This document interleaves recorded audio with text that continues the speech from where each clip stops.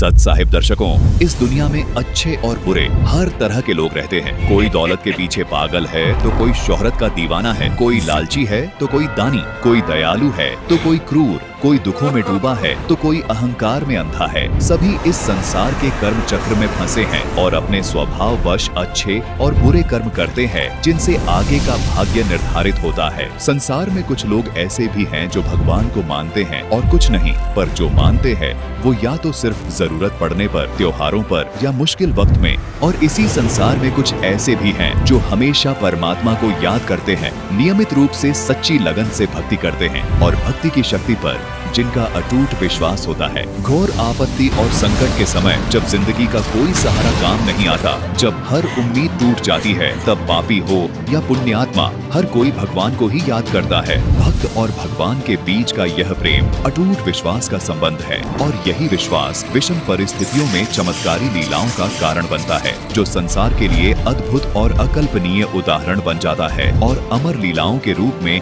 युगों युगों तक प्रेरणा का दिव्य स्रोत बन जाता है, जिससे हर युग में लोग ईश्वर पर अटूट विश्वास करने के लिए प्रेरित होते हैं। हर भक्त के जीवन में संकट का बुरा वक्त उसकी परीक्षा का समय होता है। उस कठिन समय में परमात्मा अपने भक्त की प्रतिक्रिया देखता है, उसे निरखता है, उसके विश्वास को परखता है, और जब भक्त इस परीक्षा में खरा उतरता है, अपना सब कुछ उस परमात्मा पर न्यौछावर कर देता है, तब परमात्मा उसके लिए वो कर दिखाते हैं जो कोई सोच भी नहीं सकता। नुक्ते ऊपर रीझे गाए, करोड़ कर्म चल जा तुम्हारे। अपने उस प्यारे भक्त के लिए परमात्मा एक पल में ऐसे चमत्कार कर देता है जिसे देखकर सुर, नर, मुनि, गण, गंधर्व, ईश और संपूर्ण देवी देवता सहित सभी लोकों के प्राणी नतमस्तक हो जाते हैं। प्रहलाद जैसे सच्चे भक्त के लिए कभी खंभे को चीरकर नरसिंह रूप धारण किया, कभी भरी सभा में द्रौपदी की लाज बचाई और राम जी की सहायता कर रावण का वध करवाया, कभी अप्रत्यक्ष अदृश्य रूप से अपने भक्तों को मौत के मुंह से खींच जीवित कर लाते हैं। ये चमत्कार कोई पूर्व निर्धारित संयोग नहीं, बल्कि भगवान पर दृढ़ विश्वास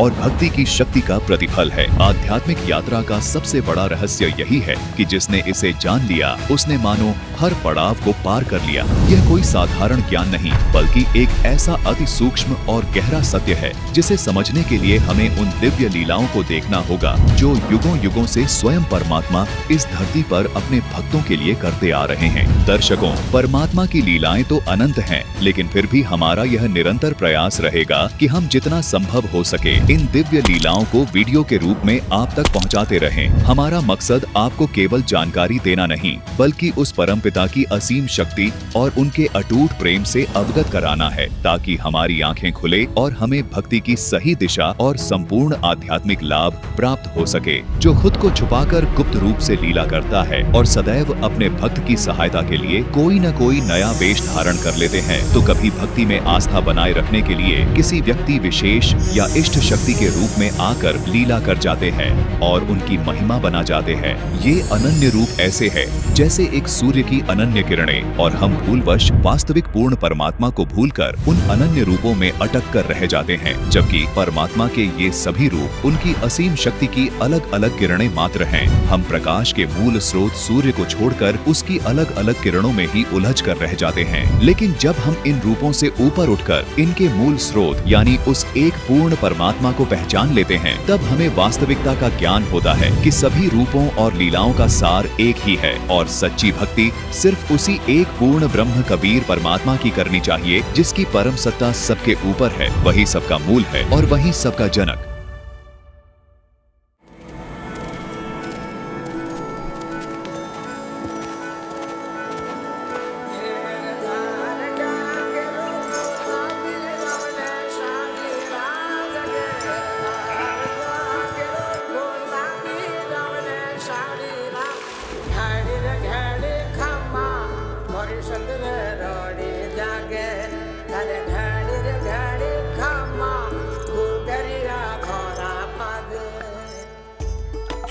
ये कहानी शुरू होती है राजस्थान के टोंक जिले के एक छोटे से गांव धुआं कला से, जहां रहते हैं एक जाट किसान और पशुपालक रामेश्वर जी और उनकी पत्नी रेवा देवी। दोनों ही अत्यंत धार्मिक और दयालु स्वभाव के दंपति थे।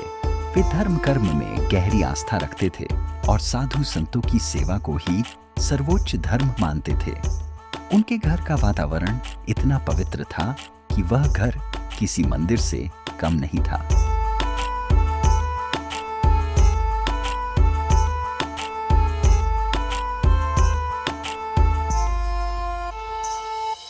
श्री शालिग्राम स्तोत्रम विनियोगः। ओम अस्य श्री शालिग्राम स्तोत्र मंत्रस्य श्री भगवान ऋषिः नारायणो देवता अनुष्टुप छंदः श्री शालिग्राम स्तोत्र मंत्र जपे विनियोगः।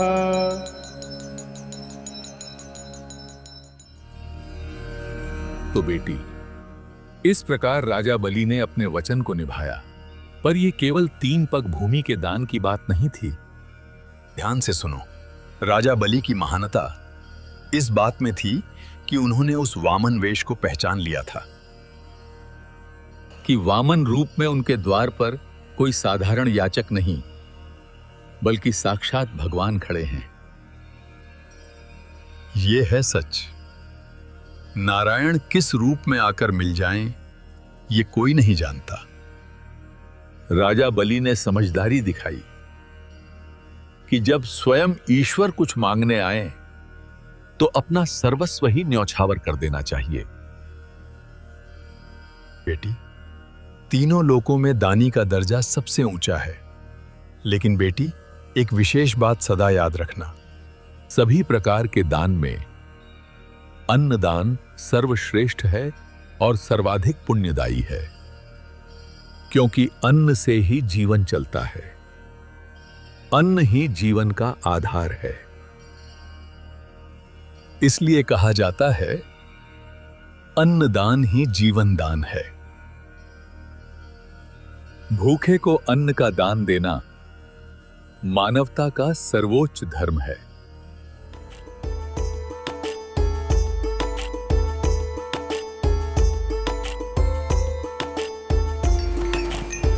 महीने दिनों की तरह बीतते गए और भगवान की कृपा से रामेश्वर और रेवा देवी के जीवन में वो शुभ दिन आया जब उन्हें पुत्र रत्न की प्राप्ति हुई। घर में खुशी का माहौल था।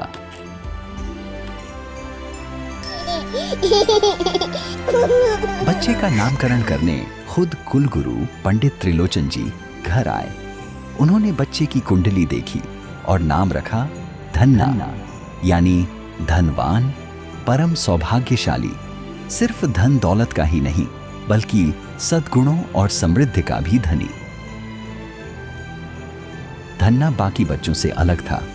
जब गांव के बच्चे मिट्टी के खिलौने बनाते थे, धन्ना अपने छोटे छोटे हाथों से माता पिता के पैर दबाता या घर आए साधु संतों की सेवा करता। उस नन्हे बालक के सद्गुणों को देखकर ऐसा लगता था जैसे ये गुण उसके अपने पिछले जन्मों के शुभ आचरण का प्रभाव थे। उसकी विनम्रता और निर्मल सेवा भाव देखकर गांव में हर कोई बस एक ही बात कहता था, इस युग में धन्ना जैसा संस्कारी बालक मिलना बहुत दुर्लभ है। जब कुलगुरु त्रिलोचन नाथ रामेश्वर जी के घर आए तो 5 वर्ष के बालक धन्ना ने देखा कि आसपास के लोग भी उनके दर्शन को आने लगे और उनके आगमन से ही सभी उनकी सेवा में लग गए। सभी त्रिलोचन नाथ का विशेष आदर सत्कार कर रहे थे। त्रिलोचन नाथ जी ने भगवान की कथा सुनाई, जिसे सभी ध्यान पूर्वक सुन रहे थे। उनकी हर बात को धन्ना भी ध्यान पूर्वक सुन रहा था। कहानियों में वह भगवान की कल्पना करता, उनकी बाल लीलाओं को महसूस करता और कथा में ही उनके दिव्य रूप में खो जाता।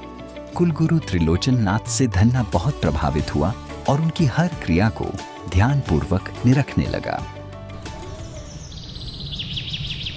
अगली सुबह धन्ना भी समय से स्नान करके कुलगुरु के पास गया और दूर बैठकर उनकी पूजा को ध्यान पूर्वक देखने लगा। गुरु ने बड़ी श्रद्धा से ठाकुर जी की मूर्ति को पंचामृत से स्नान कराया।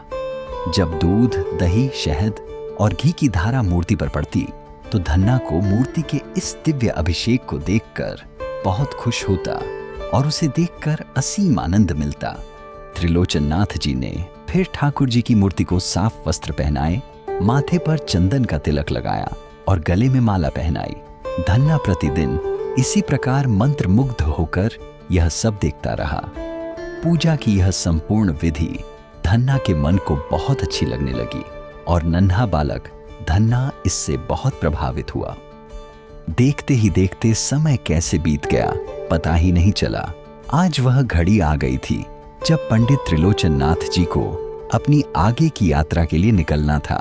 उन्होंने भारी मन से धन्ना के पूरे परिवार से विदा लेने की इच्छा व्यक्त की।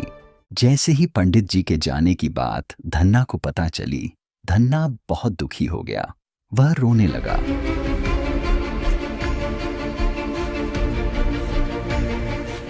गुरुजी, आप ठाकुर जी को लेकर हमें छोड़कर जा रहे हैं। क्या हमें अब ठाकुर जी कभी नहीं मिलेंगे?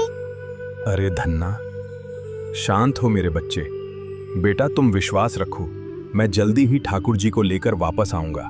नहीं, आप ठाकुर जी को लेकर मत जाइए। बेटा धन्ना, अब मेरे विदा लेने का समय आ गया है।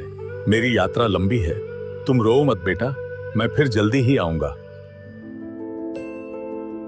धन्ना जी का ठाकुर जी के प्रति प्रेम और भक्ति भाव देखकर त्रिलोचन जी भावुक हो जाते हैं। त्रिलोचन जी ठाकुर जी से मिलता जुलता पत्थर धन्ना जी को दे देते हैं। बालक धन्ना उस सामान्य पत्थर को पाकर ऐसे प्रसन्न होते हैं जैसे साक्षात भगवान मिल गई हो। कुलगुरु पंडित त्रिलोचन जी तो अपनी यात्रा पर चले गए, पर अपने पीछे छोड़ गए बालक धन्ना में सिलबट्टे के प्रति ठाकुर जी वाला गहरा प्रेम। धन्ना उस दिन से अपना सारा समय अपने नए साथी ठाकुर जी की ही सेवा में लगाने लगा। वह रोज सुबह जल्दी उठता, अपने ठाकुर जी को स्नान कराता, उन्हें नए वस्त्रों से सजाता और पूरी श्रद्धा से माथे पर चंदन का तिलक लगाता। कुछ ही वर्षों में जब धन्ना 10 वर्ष का हुआ तो उस ग्रामीण समाज की परंपराओं के अनुरूप उसका बाल विवाह कर दिया गया। अब धन्ना का जीवन बदल गया था। धन्ना किसान पुत्र था। इकलौता पुत्र होने के नाते वह पिता के साथ खेती में भी हाथ बटाता था। पिता की सहायता के लिए छोटी सी उम्र में ही कड़ी मेहनत करने लगा।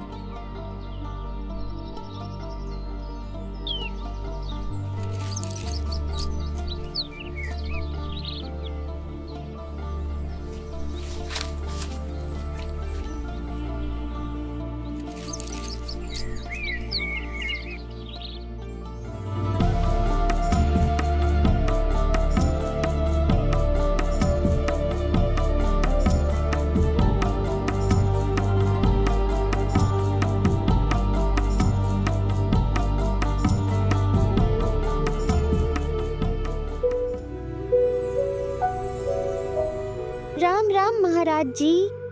राम राम बेटा, राम राम।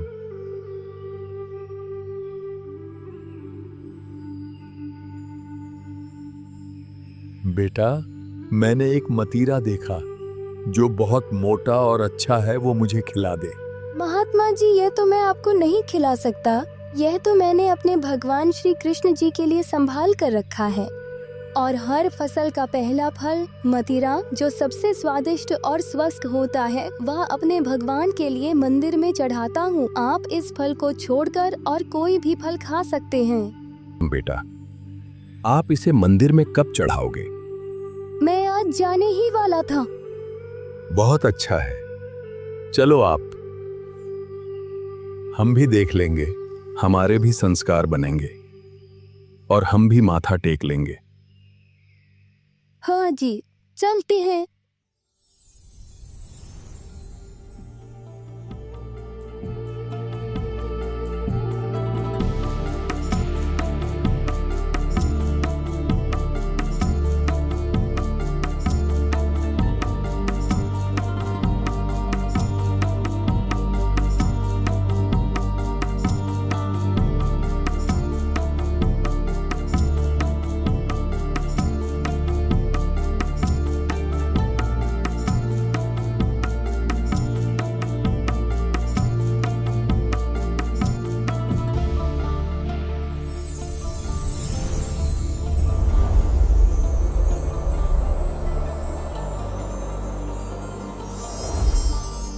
धन्ना भक्त, परमात्मा तो तेरे साथ आया है।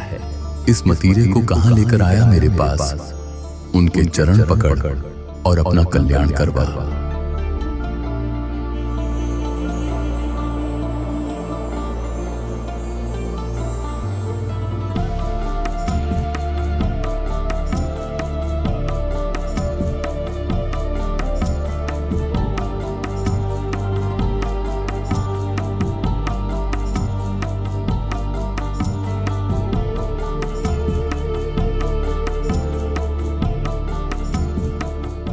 यह अद्भुत लीला दिखाने के बाद परमात्मा बालक धन्ना को एकांत में ले जाकर ज्ञान समझाने लगे। धन्ना बेटा, क्या तुम जानते हो तुम्हें ये मानव जीवन क्यों मिला है? नहीं महाराज जी। ये मनुष्य जीवन बहुत दुर्लभ है। प्रत्येक जीव को ये मनुष्य जीवन भक्ति करने के लिए, शुभ कर्म करके मोक्ष प्राप्त करने के लिए मिलता है। मोक्ष क्या होता है महाराज जी? मोक्ष अर्थात इस जन्म मरण के चक्कर से हमेशा के लिए मुक्त हो जाना, उस परम सनातन धाम को प्राप्त करना जहां जाने के बाद प्राणी कभी लौटकर संसार में वापस नहीं आता। लेकिन अगर इस जन्म में सद्गुरु नहीं मिला तो मोक्ष कभी नहीं मिल सकता, और मोक्ष नहीं हुआ तो जानते हो फिर अगले जन्म में क्या होगा? क्या होगा महाराज जी? फिर पीछे नर से तू पशुआ कीजिए, गधा बैल बनाई, ये 56 भोग कहां मन बौरे, कहीं कुरड़ी चरने जाई, फिर पशु पक्षी बनना पड़ेगा, गधा या बैल की भी जूनी भोगनी पड़ेगी। तब ये जो तुम अच्छे अच्छे पकवान खाते हो, ये सब कहां मिलेंगे? तब तो कचरे के ढेर पे जाकर घास चरनी पड़ेगी। महाराज जी, क्या मुझे भी अगले जन्म में गधा बनना पड़ेगा? बेटा, अगर तुम नाम दीक्षा लेकर भक्ति करोगे और मेरे बताए रास्ते पर चलोगे तो ना तो तुम्हें गधा बनना पड़ेगा और ना ही अन्य पशु पक्षियों की योनि में जाना पड़ेगा। ये संसार जिसमें तुम रह रहे हो ये अच्छा नहीं है। सभी लोग यहां आंख बंद करके निश्चिंत बैठे हैं, पर उन्हें नहीं पता वे किस कसाई के लोक में रह रहे हैं। वे नहीं जानते इस संसार का मालिक कौन है। वो कौन है महाराज जी? इस लोक का मालिक है काल ब्रह्म, जिसने यह सर्व जाल बिछाया है। यह काल हर दिन 1 लाख मनुष्यों को खाता है। जितने भी प्राणी हैं, ये सभी आत्माएं इस काल कसाई के जाल में फंसे हुए हैं। काल ने हमें उलझाने के लिए दुनिया में बहुत सारे नकली पंथों और झूठे गुरुओं के जाल में उलझा रखा है। महाराज जी, मेरे पास तो सतगुरु नहीं है, तो क्या काल मुझे भी खाएगा? क्या हम इस काल के लोक से बाहर निकलकर सतलोक जाने का कोई रास्ता नहीं? क्या भगवान हमें काल से बचाने नहीं आएंगे? बेटा, पूर्ण परमात्मा बहुत दयालु हैं। खुद ही संत या सतगुरु का रूप लेकर आता है, वो अपनी प्यारी आत्माओं को काल के जाल से निकालने के लिए ऊपर के लोक सतलोक से चलकर खुद नीचे आते हैं। वेद भी कहते हैं कि पूर्ण परमात्मा आकर अच्छी आत्माओं से मिलते हैं, उन्हें सत भक्ति का रास्ता दिखाते हैं साधु संत या फकीर के रूप में कवियों की तरह अपने मुख से अमृतवाणी बोलते हैं, जिसे गूढ़ ज्ञान और तत्व ज्ञान कहते हैं। वो ज्ञान इतना गहरा होता है कि संसार का समस्त ज्ञान उस ज्ञान आगे फीका पड़ जाता है।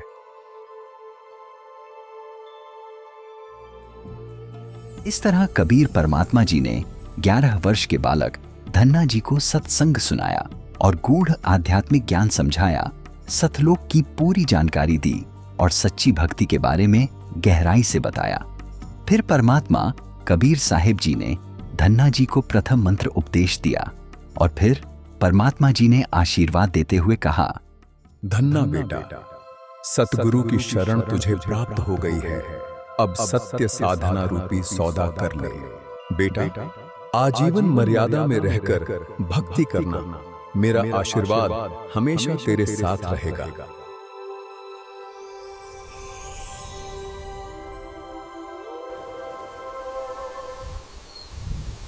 हे प्रभु, हे भगवान, कहाँ चले गए आप अपने इस दास को छोड़कर?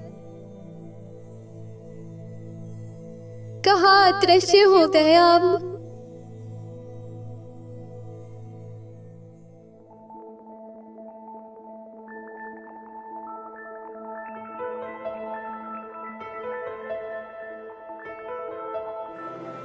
नारायणाय नमो नमः, वासुदेवाय नमो नमः।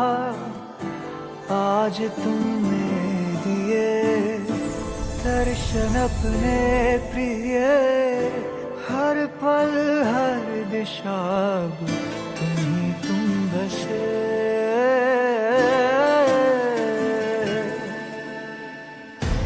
अपनी सुध बुध में हारा, मेरा बस तू ही सहारा। तुझसे तुझको है चाह लिया,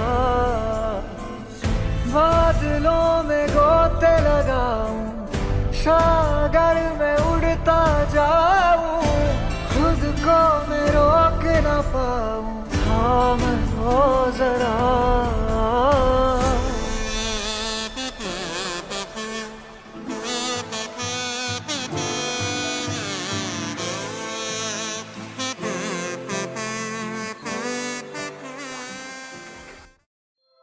साक्षात परमात्मा स्वयं प्रकट होकर धन्ना के पास आए और पहली बार परमात्मा ने उससे कुछ मांगा। भगवान ने स्वयं खाने के लिए उस सिर्फ एक मतीरा मांगा था, वो भी उसने परमात्मा को देने से मना कर दिया। धन्ना रह रहकर याद करता और उसका हृदय आत्मग्लानि से तार तार हो जाता कि वो परमात्मा की सेवा का अवसर चूक गया, समय पर परमात्मा को पहचान न सका और तब उनके मांगने पर भी उन्हें मतीरा न दिया। उस दिन के बाद धन्ना हर साधु संत में परमात्मा को ढूंढता। जो भी साधु संत धन्ना को मिलते, धन्ना उनको सब कुछ न्योछावर कर देता। ऐसे वर्ष बीतते गए और धन्ना युवा हो गया।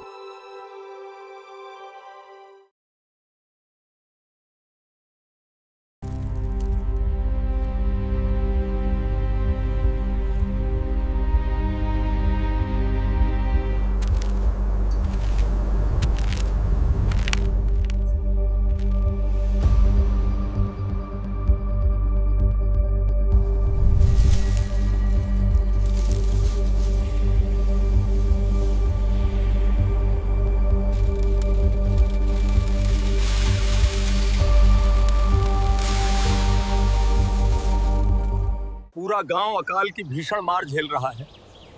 पूरे गांव पर ऐसी विपदा आन पड़ी है कि इसका कहीं कोई समाधान दिखाई नहीं पड़ता।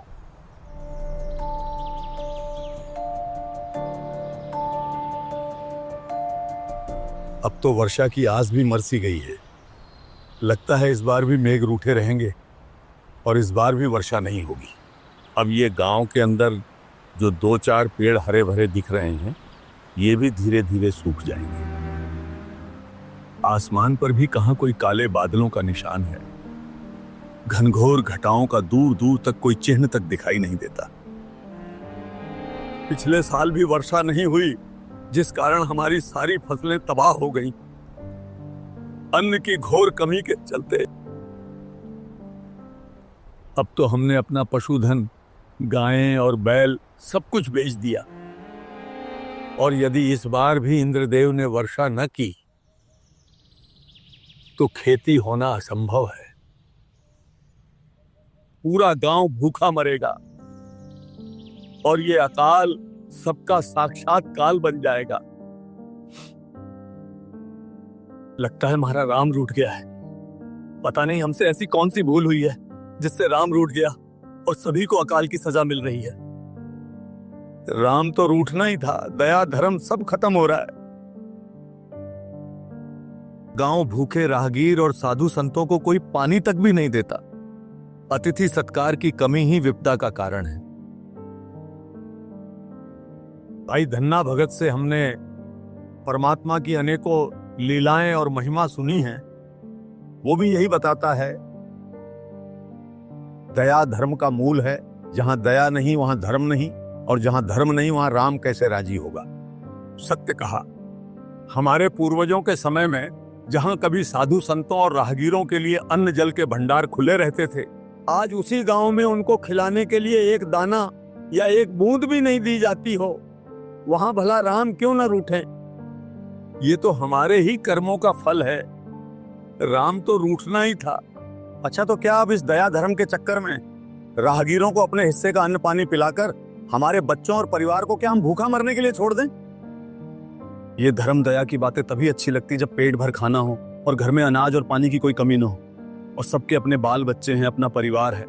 अब ऐसा मूर्ख कौन होगा जो ऐसे वक्त में अपने और अपने परिवार के बारे में ना सोचकर राहगीरों और अतिथियों के बारे में सोचेगा। लेकिन विवशता के कारण कभी मानवता नहीं छोड़नी चाहिए। अगर दया ही समाप्त हो गई तो हम मनुष्य ही नहीं रहेंगे। और सच कहूं तो मुझे भी इस भीषण अकाल का यही कारण लग रहा है। अरे भाई, ये क्या मूर्खता की बातें कर रहे हो? तुम तीनों भी उस बावले धन्ना की ही संगत पढ़कर उसी की भाषा बोलने लगे हो। तुम्हें अपने बाल बच्चे नहीं पालने क्या, जब हमारे खुद के बच्चों को खिलाने के लिए पर्याप्त अन्न नहीं है? और तुम बात करते हो अनजान परदेसी राहगीरों को खाना पानी देने की। बिल्कुल सही कहा। संसार में हर कोई अपने अपने भाग्य का खाता है और अपने कर्मों का फल भोगता है। अब यदि कोई राहगीर अपनी किस्मत के मारे भूख से तड़प कर मर रहा है तो इसमें हमारा क्या दोष?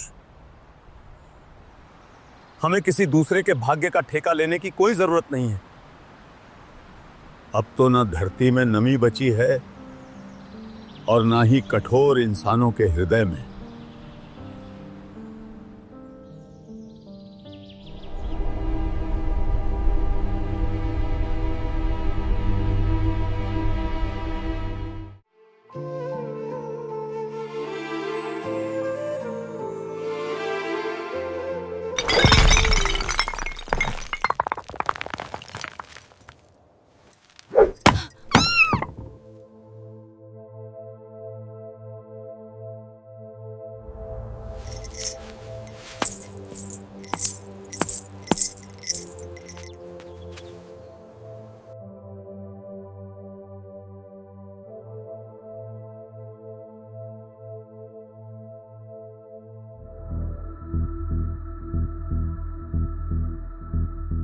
अरे साधु महाराज, आज तुम्हारा भजन खत्म होगा या नहीं?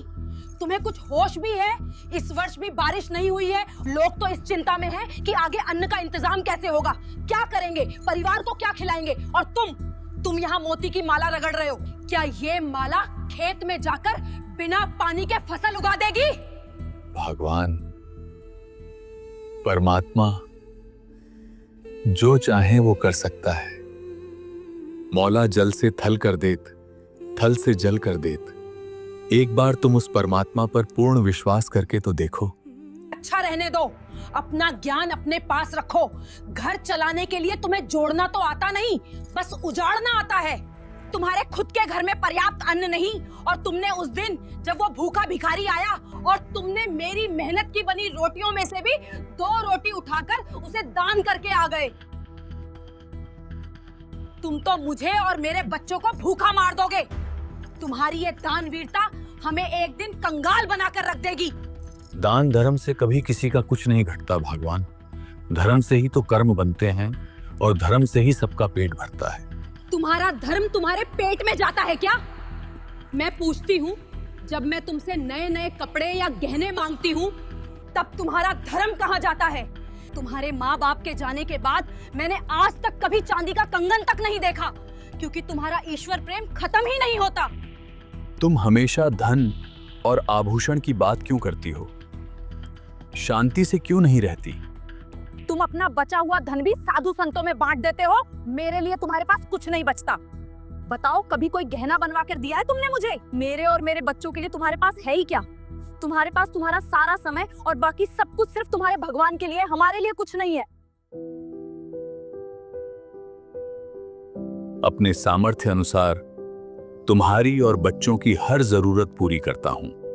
हाँ हाँ, आकर बस अंधेरे में अपनी माला फेरते हो। ऐसा लगता है जैसे तुमने मुझसे नहीं बल्कि इस माला से विवाह किया है। तुम्हें हमारे सुख से नफरत है। तुम तो दुनियादारी तक नहीं समझते। तुम्हारा सीधापन नहीं, तुम्हारा पाखंड है। कुछ नहीं रखा इस भक्ति में, छोड़ दे। जो कुछ मिलेगा कर्म करने से मिलेगा। कुछ नहीं रखा इस भगवान के नाम में। 1 साल से खेतों की मिट्टी फट रही है, कुएं सूख गए हैं, और तुम यहाँ आंखें मूंदकर हाथ पे हाथ धरे माला करते रहो। क्या तेरी माला के मनके हमारे बच्चों को अन्न खिलाएंगे? बस भी करो अब भगवान, शांत हो जाओ। इस घोर संकट में भगवान की महिमा ही सहारा है। हमें धैर्य रखना चाहिए। जब राम चाहेंगे तो वर्षा अवश्य होगी। अब तुम्हें कौन समझाए? भगवान का विधान दान, धर्म और भक्ति करने से ही घर में बरकत आती है। बरकत? कैसी बरकत? गांव की हर स्त्री के गले में आज चांदी की हसली है, और मेरे गले में क्या है? तुम्हारी दानवीरता का बोझ। तुमने सारा पैसा उन साधुओं को दे दिया जो तुम्हें ज्ञान का उपदेश देते फिरते हैं, और मेरे लिए कभी एक कांच की चूड़ी तक नहीं लाए। भगवान, आभूषणों लेकर क्या करोगी? संकट में सिर्फ भगवान साथ देते हैं, आभूषण नहीं। परमात्मा के ज्ञान को समझो। इन आभूषणों से कोई लाभ नहीं। सिर्फ अच्छे कर्म, भक्ति और दान, धर्म ही असली आभूषण है। जिस लोक में हम रह रहे हैं, यहाँ एक पल में कब मृत्यु हो जाए कुछ नहीं पता। ये आभूषण, ये कपड़े, घर परिवार यही धरे के धरे रह जाएंगे। साथ जाएगा तो सिर्फ भक्ति, धन और धर्म कर्म का पुण्य। इसलिए हमें सादा जीवन जीकर भक्ति, दान और धर्म करना चाहिए। बस बस रहने दो। तुमसे शादी करके तो मेरे भाग ही फूट गए हैं। तुम तो उस कीकर के पेड़ की तरह हो जो बिना पानी के खड़ा है पर किसी काम का नहीं।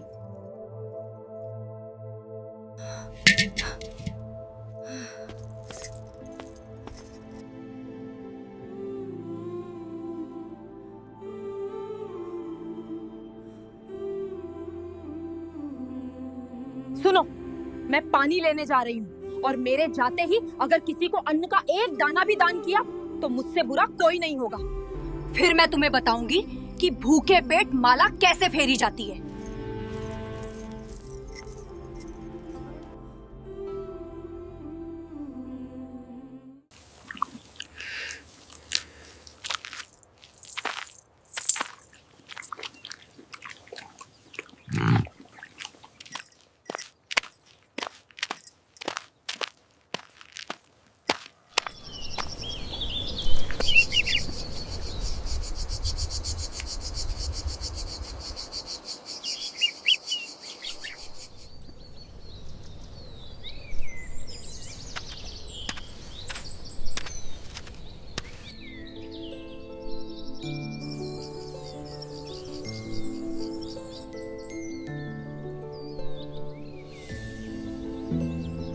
राम राम। धन्ना बाई। राम राम। राम राम भाई। राम राम। आओ बैठो।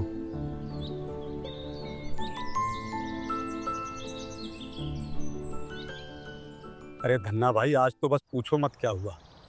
अब तो ऐसा समय आ गया कि बस सिर्फ कुछ वरिष्ठ बुजुर्गों को छोड़कर सब में इंसानियत मर ही गई है। कोई दया धर्म करके राजी नहीं। आज तो चौपाल की चर्चा ने मन को और भी विचलित कर दिया। ऐसा क्या हुआ? आज चौपाल में चर्चा चली, फिर क्या इस वाद विवाद और इस गंभीर समस्या का किसी ने समाधान नहीं किया? हाँ धन्ना, समाधान तो किया। अंत में गांव के वरिष्ठ बुजुर्गों ने बात को संभाला और एक फैसला सुनाया।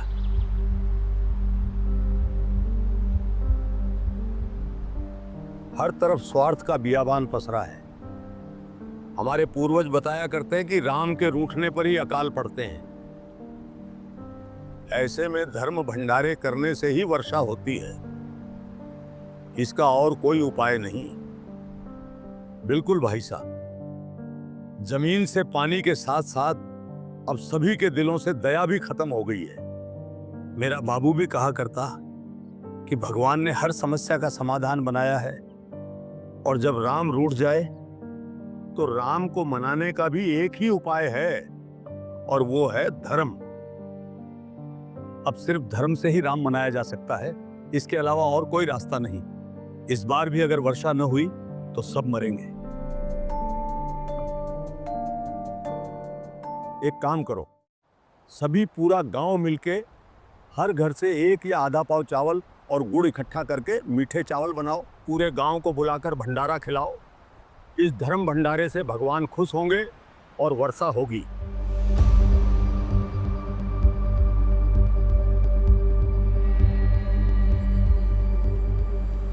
चलो अच्छा हुआ, देर से ही सही, लेकिन चौपाल में भगवान की दया से सही फैसला हो गया।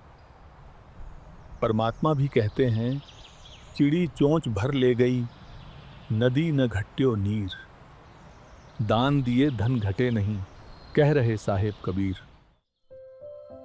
धन्ना बेटा, जो दान नहीं करते उनका भविष्य नरक बन जाता है।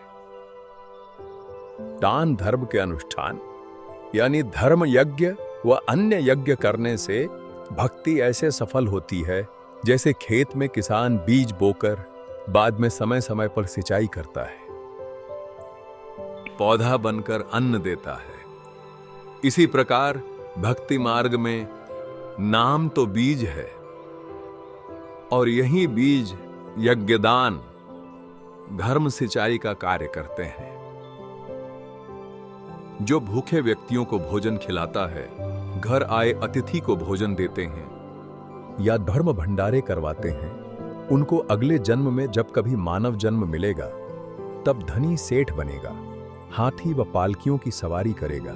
यदि पूर्व जन्म में या इस जन्म में दान किया है तो धन मिलेगा, अन्यथा कुछ नहीं मिलेगा। दान धर्म की शक्ति इतनी प्रबल है कि बलि राजा ने 100 यज्ञ की थी, परमात्मा 52 रूप धारण करके आए थे। यह धर्म का प्रभाव था कि परमात्मा को स्वयं आना पड़ा। बेटा धन्ना, आप मनुष्य शरीर प्राप्त करके इस पृथ्वी लोक पर जन्मे हो। मनुष्य जन्म बहुत ही दुर्लभ है। आपका ये शरीर, धन, घर परिवार सब अस्थाई है। आपको मानव जन्म भक्ति तथा शुभ कर्म दान धर्म करने के लिए मिला है।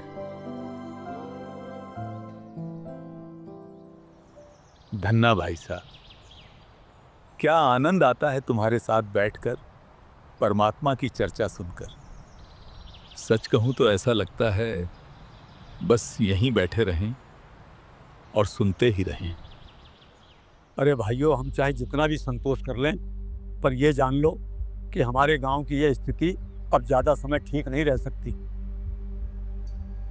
कब ये अकाल हमारा मृत्यु काल बन जाए, कुछ कहा नहीं जा सकता। जरा दूर दराज के इलाकों से आई खबरों पर भी ध्यान दे लो, जहां अकाल ने नहीं साक्षात काल ने तांडव मचाया है।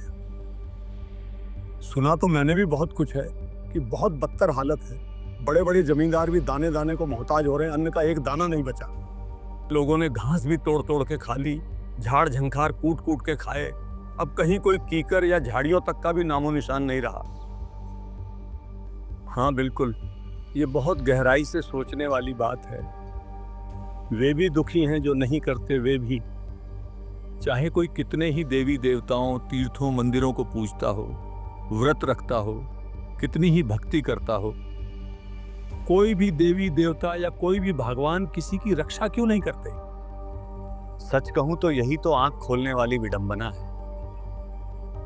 देख, हम ठहरे किसान, ये तो हम सभी जानते हैं कि बीज अगर सही हो और उसे सही विधि से बोया जाए तभी फसल मिलती है। हाँ भाई, लेकिन मित्रों, बस अब इस चर्चा को यहीं विराम दो। तुम्हारी भाभीसा के आने का समय हो चुका है। मैं ये बिल्कुल नहीं चाहता कि हमारी इस ज्ञान चर्चा और परमात्मा के सत्संग के कारण तुम जैसे शुद्ध हृदय वाले मित्रों को मुझ निर्भाग कारण मेरी पत्नी से कटुर वचन सुनना पड़े और या कलह का सामना करना पड़े। बाकी चर्चा कल उसी आनंद से करेंगे। भाभी साहब, फिर तो हमें तुरंत चलना चाहिए। अगर हमें यहां बैठे हुए देख लिया तो कहीं उनके क्रोध भरे ज्ञान नेत्र न खुल जाए, फिर तो प्रलय ही आ जाएगी। बाकी चर्चा अब कल करेंगे। चल विजयपाल।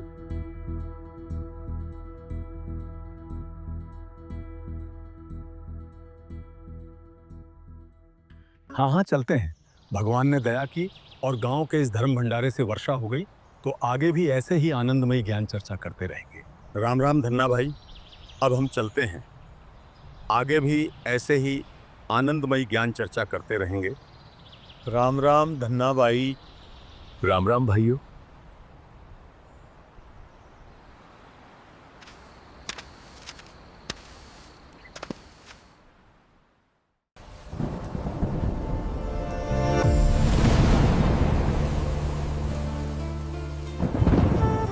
इतने समय बाद वर्षा हुई और धरती पर फिर से हरियाली लौट आई। किसानों में खुशी की लहर छा गई। लोगों को अपने जीवन यापन का मौका मिल गया। इस बार किसानों को बीज बोने का अवसर मिला, और सिर्फ बीज बोने का अवसर नहीं, ये तो मानो गांव सहित पूरे क्षेत्र को जीवन दान ही मिल गया।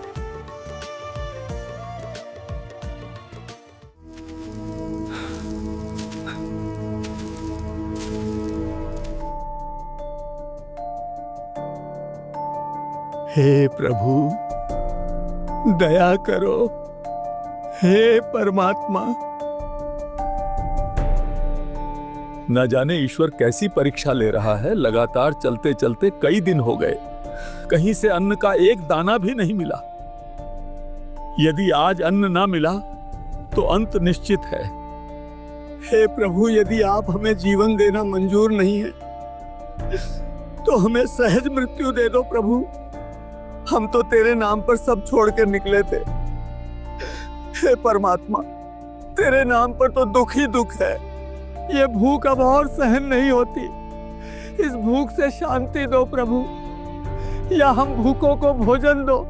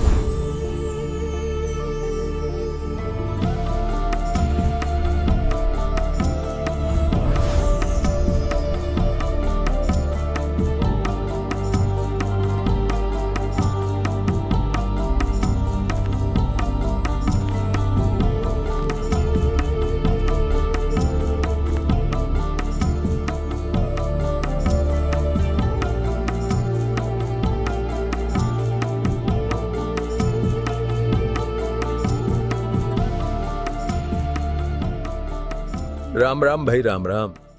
अरे काहे का राम महाराज, पेट में भूख की आग तन को जलाए जा रही है। 2 दिन से अन्न तो दूर, एक पत्ता भी गले से नीचे नहीं उतरा। लगता है अब तो इन इंसानों की तरह राम भी बेहरा हो गया है। विश्वास रखो संतो, साधु संत धीरज नहीं खोया करते और विपत्ति में ही भक्त की असली परीक्षा होती है। भूखा तो मैं भी हूं 2 दिन से, लेकिन मुझे पूर्ण विश्वास है, देर से ही सही, लेकिन मेरा राम मुझे अन्न अवश्य देगा।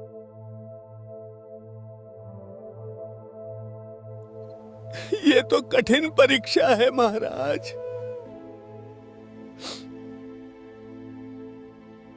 भाई परीक्षा कठिन तो है, लेकिन राम नाम रटते रहो जब तक घट में प्राण।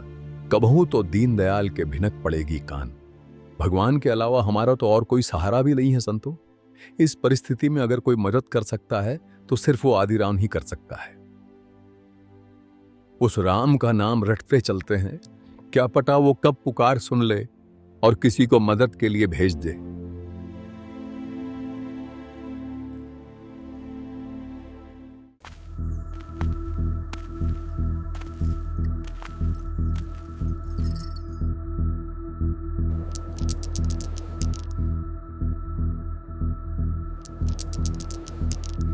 उठो अब, बैठे रहोगे क्या समाधि लगाए? ये माला छोड़ो, उठो और ज्वार खेत में बीज कर आओ। दुनिया हल लेके खेत जोतने चली गई, पूरा गांव अपने खेतों में बीज बोने गया है और यहाँ तुम्हारी पूजा पार्टी खत्म नहीं होती। जब देखो तब सुबह सुबह से ही माला लेकर बैठ जाते हो।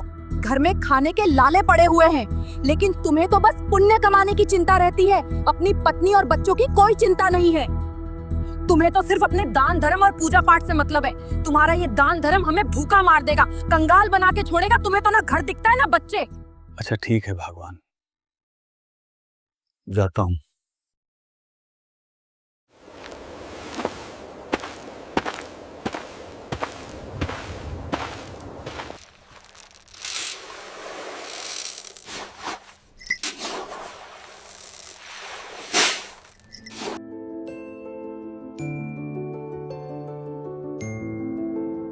ये लो जी, ये ज्वार खेत में बीज के आओ और मेरी बात कान खोल के सुन लो। ये ज्वार खेत में ही बीजनी चाहिए और इसे सिर्फ ज्वार मत समझना, हमारा और हमारे बालकों का जीवन है ये। अगर आज ज्वार न बीजी तो कल को बालक भूखे मरेंगे, समझे? खबरदार, अगर इस बोरी से एक भी दाना कम हुआ तो, एक भी दाना नहीं, कहीं अपने दया भाव के चक्कर में खेत तक पहुंचते पहुंचते ही किसी को रास्ते में ही बांट मत देना। सुन रहे हो ना? मेरी बात अच्छे से गांठ बांध लेना। ये कोई मजाक या टालने वाली बात नहीं है। ये बीज की ज्वार है। अगर ये बोई गई तो ही हमारे बच्चों के पेट में अनाज जाएगा। जाकर इसे खेत में ही बीजना, कहीं किसी को बांट दो, वरना बच्चे भूखे मर जाएंगे और हम भी भूखे मरेंगे, पूरा परिवार भूखा मरेगा। अच्छा ठीक है भगवान, अब जाने दोगी? तभी तो बीज बोकर आऊंगा।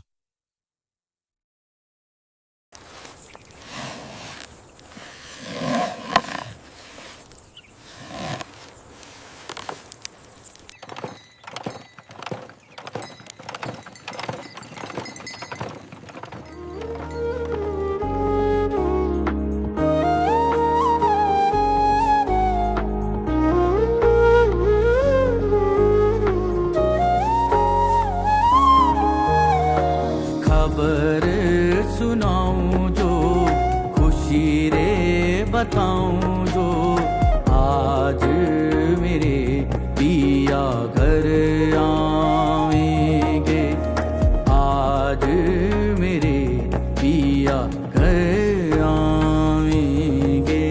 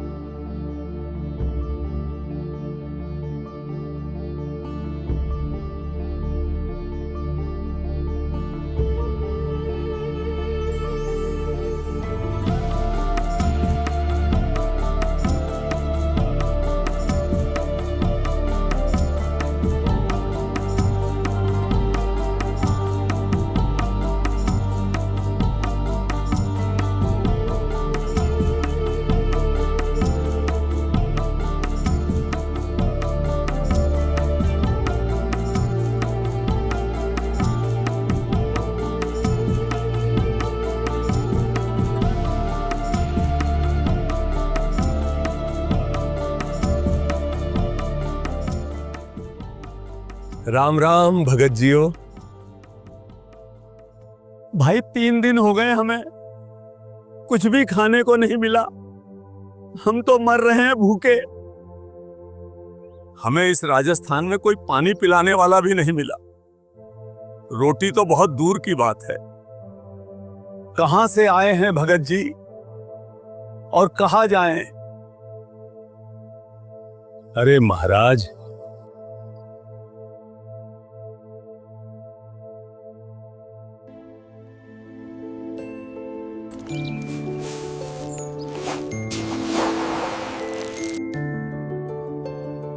महाराज जियो, मेरे पास तो ये बीज की ज्वार है थोड़ी सी, ये देख लो आप। इसे खाकर अपनी भूख शांत कर लो।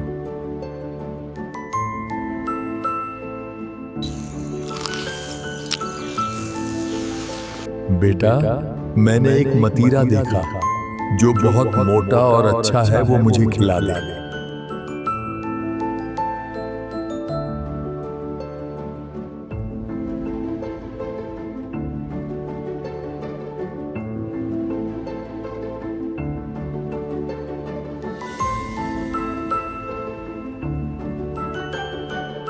बेटा, भगवान तुम्हारा भला करे।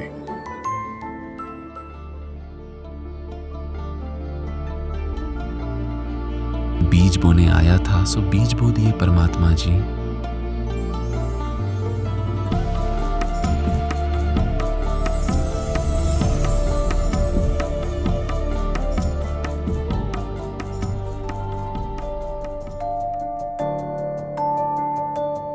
अब अगर मैं ज्वार बोने खेत नहीं गया और यदि किसी ने भी मेरी पत्नी को जाकर बता दिया तो बहुत झगड़ा करेगी, बड़ा भारी बखेड़ा खड़ा हो जाएगा।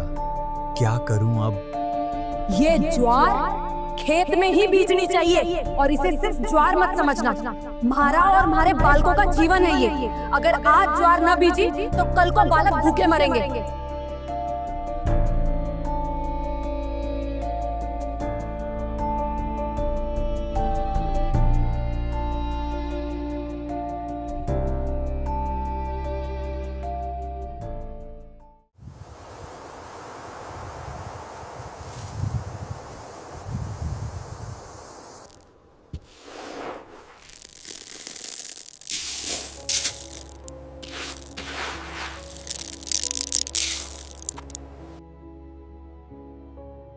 धन्ना ने कंकर इकट्ठे किए और ज्वार के बीज वाली खाली थैली में भर लिए।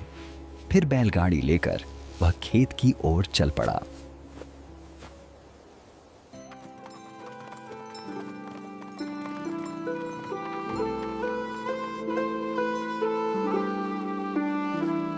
खेत पहुंचकर उसने बाकी किसानों की तरह ज्वार बोने का अभिनय करते हुए थैली से हाथ में कंकर लेकर जमीन पर इस तरह बिखेरे जैसे वह ज्वार के बीज ही हों, और फिर थैली के सारे कंकर बीजने के बाद धन्ना सब किसानों के साथ घर आ जाता है।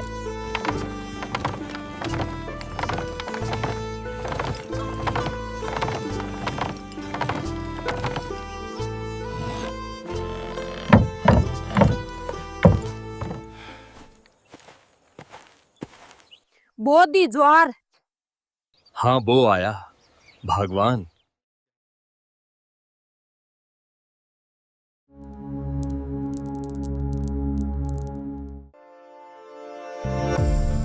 ठीक 2 महीनों बाद जहां सबके खेतों में घुटनों तक ऊंची ज्वार की फसल लहरा रही थी, वहीं धन्ना का खेत, उसके खेत का तो हाल ही कुछ और था, जिसे देखकर हर कोई हैरान था। उसके खेत में ज्वार का तो कोई नामो निशान तक नहीं दिख रहा था।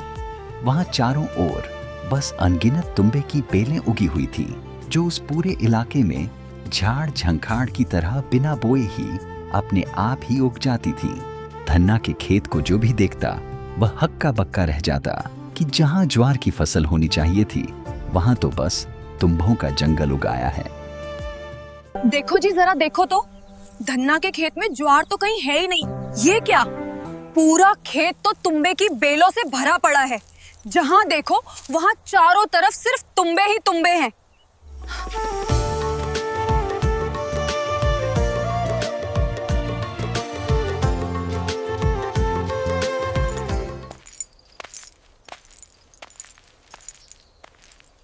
अरे भाभी सा,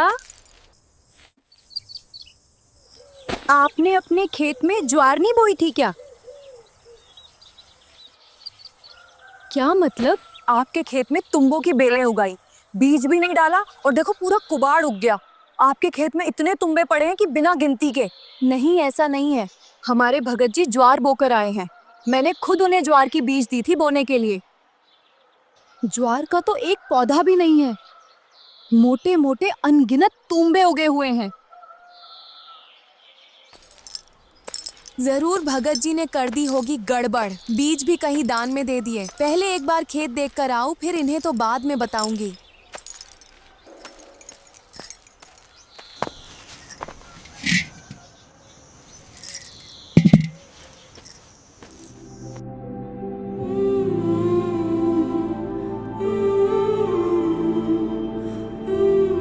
सुनो भगत जी, मैं खेत जाकर आती हूँ, ज्वार देखकर आऊंगी।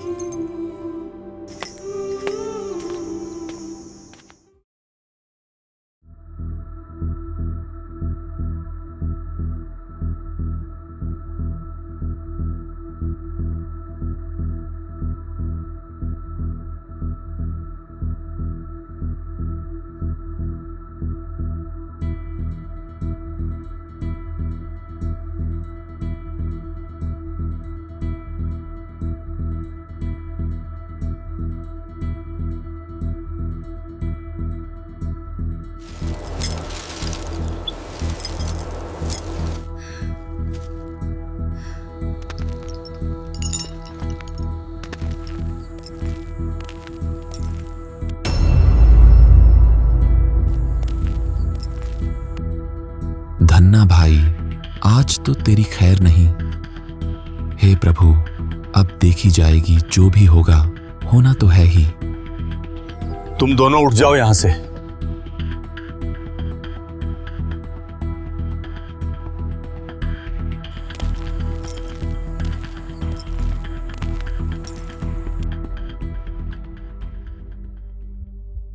आपने खेत में बीज की ज्वार बोई थी? खेत में ज्वार का तो एक पौधा भी नहीं है, तुम्बे उग गए बिना गिनती के। तुम बीज कहां नाश करके आए हो?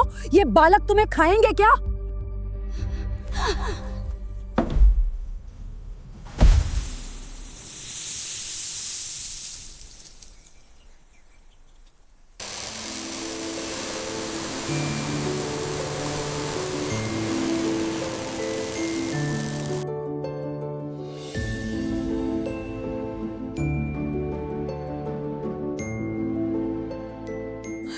ये क्या हो गया? तुम्बे में ज्वार? ये ज्वार कहां से आ गई इसमें? भगवान, मुझे नहीं पता ये ज्वार कहां से आई और ये क्या सौदा है। इसमें ज्वार है तो फिर तो अन्य तुम्बों में भी ज्वार हो सकती है।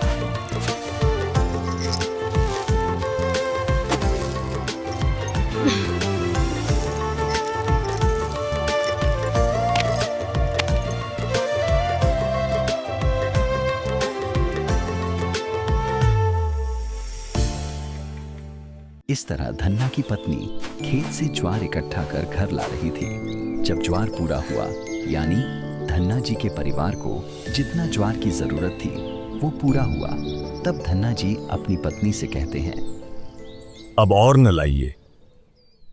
जितनी उस खेत में ज्वार होनी थी उतनी आ चुकी है। अब इस बाकी की ज्वार को बांट दो सभी को गांव में। सबके बच्चे भूखे हैं। क्यों? मैं क्यों बांटूं? सारी लाऊंगी। धन्ना की पत्नी ज्वार भरकर फिर लाई। घर तक जब गठरी खोली तो ज्वार 2 किलो रह गई। धन्ना की पत्नी फिर गठरी भरकर ज्वार लाई तो सिर्फ छिलका हो गई, ज्वार नहीं रही। भगवान, अपने हिस्से की ज्वार आ चुकी है, अब तुम फालतू नहीं ला सकती।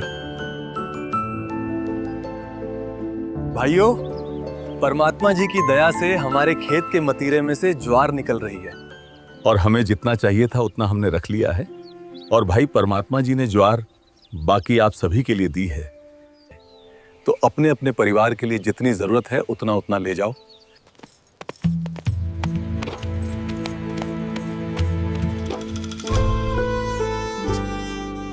अन्य किसानों की फसल बारिश न होने से सूख गई और भगत धन्ना जी को इतनी अच्छी साफ सुथरी परमात्मा ने इतनी दे दी कि पूरा गांव भी तक गया ढोते ढोते, लेकिन शाम तक भी ज्वार खत्म नहीं हुई।